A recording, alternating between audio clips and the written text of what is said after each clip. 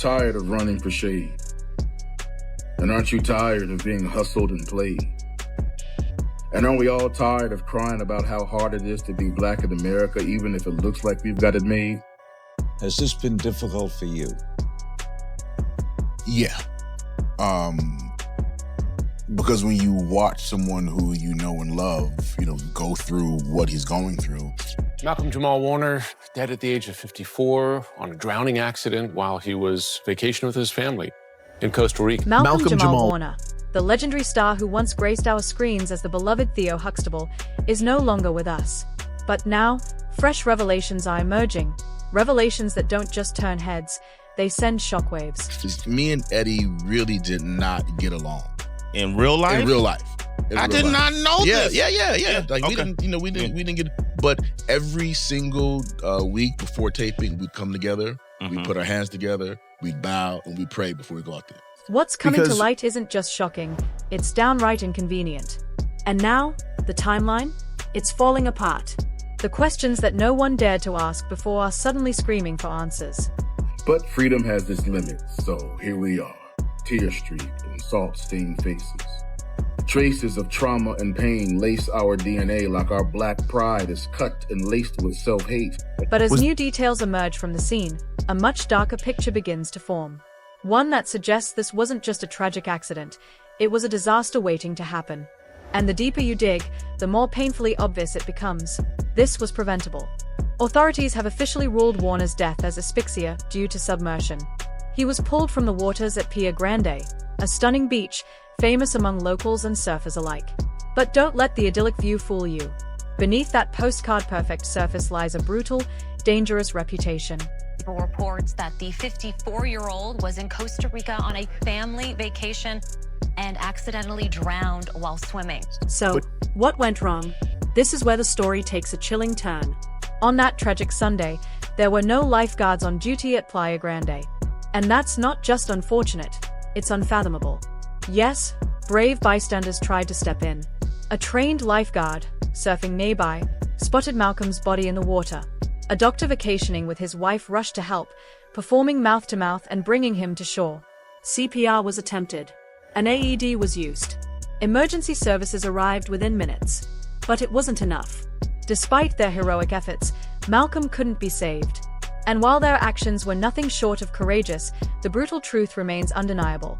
There were no professionals on duty, no floating devices, no dedicated response team. As volunteer lifeguard Sophia Cordoba noted, while people tried to help, they were also putting their own lives in danger because they weren't properly equipped. It gets worse. The same current that claimed Malcolm's life also swept another man into the water that day. He survived, but barely, and was rushed to a clinic in critical condition. This wasn't just a freak accident. It was a catastrophic system failure. This wasn't simply a tragedy.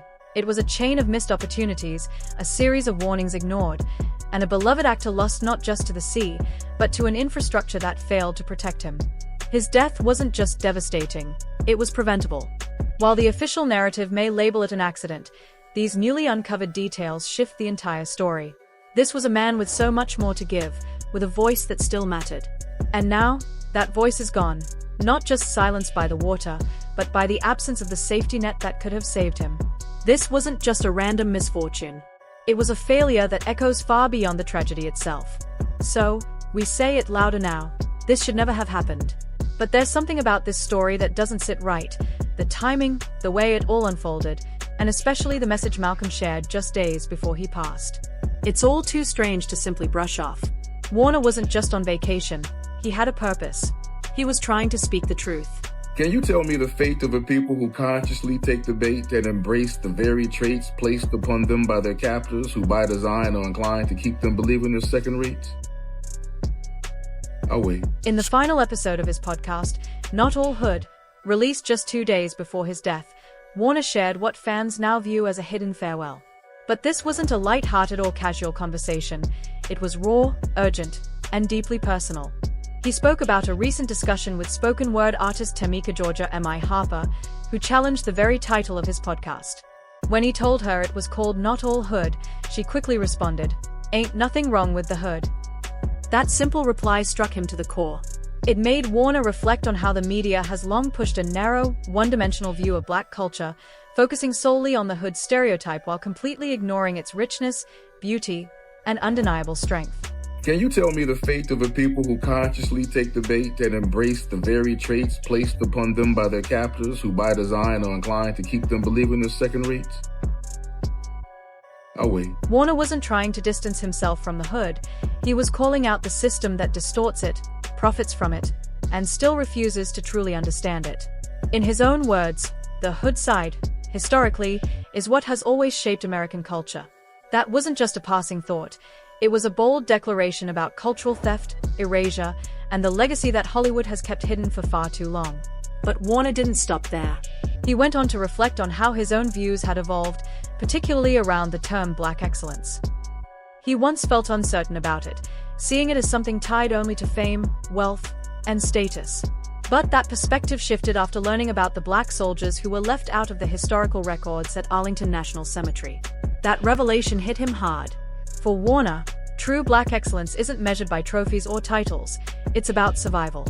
Black survival, in and of itself, is black excellence. Title is combating the narrative of black life, black culture that the media focuses on.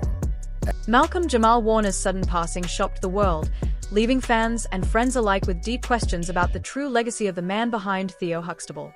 To an entire generation, Warner will always be remembered as the lovable, easygoing son from The Cosby Show, the character who dealt with real struggles like dyslexia and growing pains while offering life lessons from his TV parents. Yet, behind the familiar smile, the real Malcolm Jamal Warner was far more complex. Warner's life story isn't one of scandal or drama. It's a story of quiet heartbreak, tough decisions, and a complicated legacy, especially when it comes to his association with Bill Cosby. Warner's relationship with Cosby was personal and profound. At just 13, he was handpicked by Cosby for the role of Theo, a part that shaped not only his career but also his character.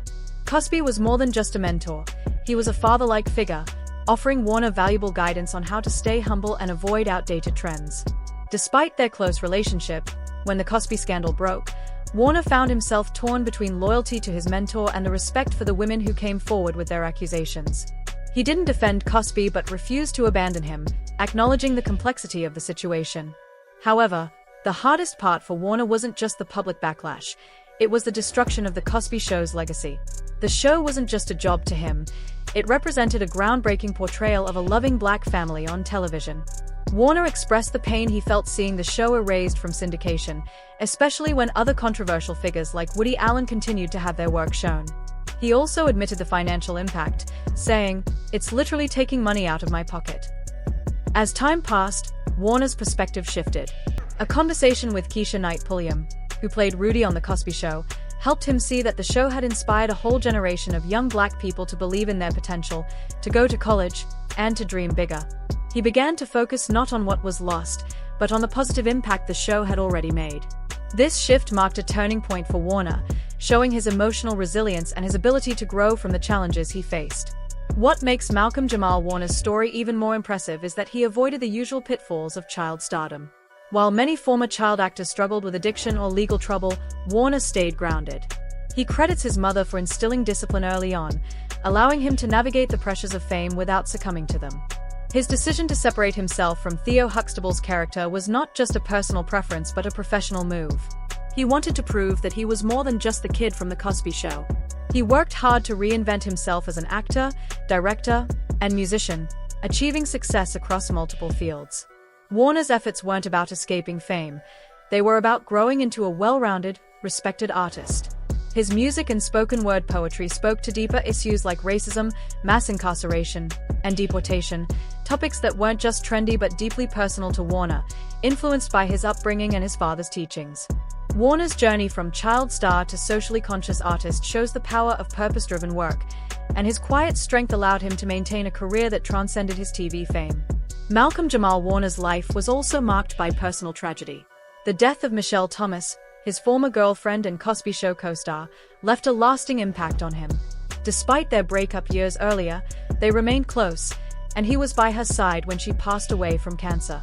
Warner handled the loss with quiet grace, far from the public eye. and it shaped his serious, reflective approach to love and life. Warner's public heartbreaks, like his sudden breakup with actress Regina King, stood in stark contrast to the quiet pain he experienced with Michelle Thomas. The public scrutiny he faced after his relationship with King ended highlighted the dangers of living under the microscope. After that, Warner became extremely private about his personal life, choosing to protect his peace rather than fuel tabloid drama. Warner's death leaves a void, especially given his role in challenging the system through his final podcast. He created a space to talk honestly about Black identity outside the sanitized lens of Hollywood.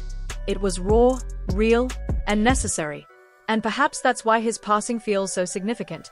He wasn't just a former child star. He was someone who used his voice to question the status quo. Warner's legacy is not just about the roles he played or the career he built. It's about the quiet strength he displayed in the face of personal and public challenges. He was an artist who remained true to himself in an industry that often rewards conformity. His death serves as a stark reminder of the price of speaking truth to power, and it follows a troubling pattern in the lives of those who challenge the system, like Chadwick Boseman and Nipsey Hussle, whose deaths came after they made bold statements about identity and legacy. If Malcolm Jamal Warner's story resonated with you, don't forget to like this video, share it with your friends, and leave your thoughts in the comments. What do you think about the way his death mirrors the struggles of other truth-tellers? Was his passing just a coincidence, or is there something deeper at play here? Make sure to subscribe and hit the bell icon for more stories like this, stories that go beyond the surface. See you in the next video.